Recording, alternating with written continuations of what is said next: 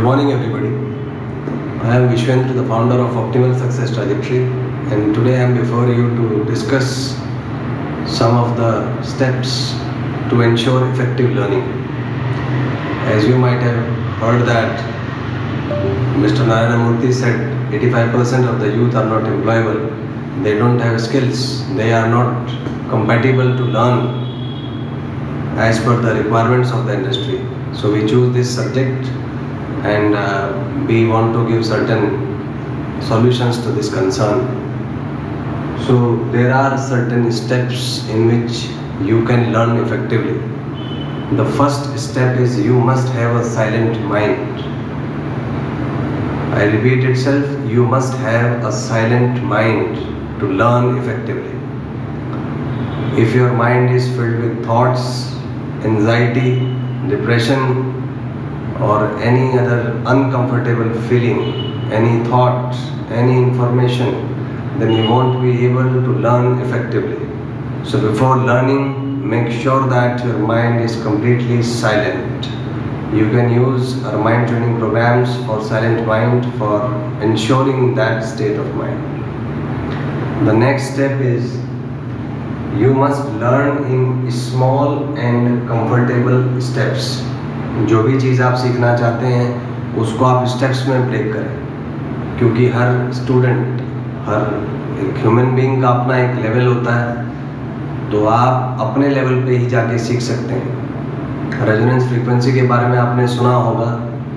Human beings are nothing but a string vibrating with a certain frequency, और जब उसका frequency अपना उसका एक नेचुरल फ्रीक्वेंसी ऑफ वाइब्रेशन होता है, तो उसी नेचुरल फ्रीक्वेंसी ऑफ वाइब्रेशन पर लर्निंग मैक्सिमम होता है। You must need to know about your own natural frequency. तो आप अपने पेस पे लर्न करें, जिस फ्रीक्वेंसी पे आप सीखते हैं उस फ्रीक्वेंसी पे लर्न करें, किसी और की आप नकल ना करें, क्योंकि ये आपके लिए काम नहीं करेगा। तो जो नेक्स्ट स्टेप है वो है कि जो भी आप सीखना चाहते हैं उसको आप स्टेप्स में तोड़ें और हर स्टेप पे कंफर्टेबली आप वर्क करें, अपने को स्लो कर दें। बिल्कुल होता ये है कि जब हम कोई चीज़ सीखते हैं तो वो इतनी फास्ट होती है कि हमारा माइंड उसे एक्सेप्ट नहीं कर पाता। तो आपका टास्क ये होना चाहिए कि फास्ट ना हो, स्लो रहें, उतने ही स्पीड पे काम करें, उतने छोटे छोटे स्टेप्स में काम करें जिसको आप एग्जीक्यूट करने में सक्षम हो। जल्दबाजी ना करें, एक एक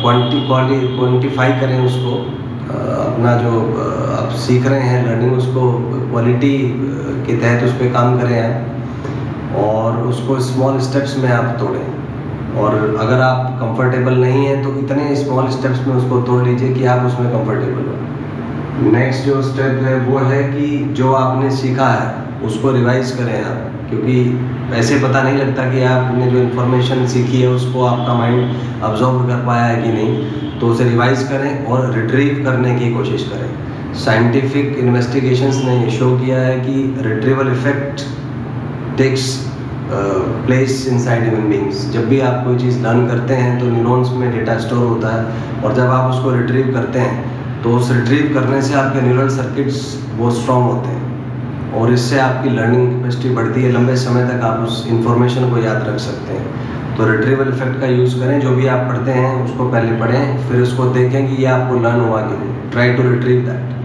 यही प्रॉब्लम आती है कि most of the students competitive exams में फेल होते हैं, क्योंकि एग्ज़ाम में जाके वो रिट्रीव ही नहीं कर पाते उन्होंने क्या पढ़ा था। तो आप शुरू से ही इस उद्देश्य के साथ पढ़ें कि जो भी आपने पढ़ा है वो आपको पक्का लर्न होना चाहिए और एग्ज़ाम के समय वो याद आना चाहिए। तो रिट्रीवल इफेक्ट का आप यूज़ करें। फोर्थ स्टेप इज़ थिंकिंग, क्योंकि जो भी क्वेश्चंस आते हैं कॉम्पिटिटिव एग्जाम में they are based on thinking. Thinking का मतलब ये है कि डिफरेंट न्यूरॉन्स जो डिफरेंट लोकेशंस पे हैं उनको आपस में कैसे कनेक्ट करना।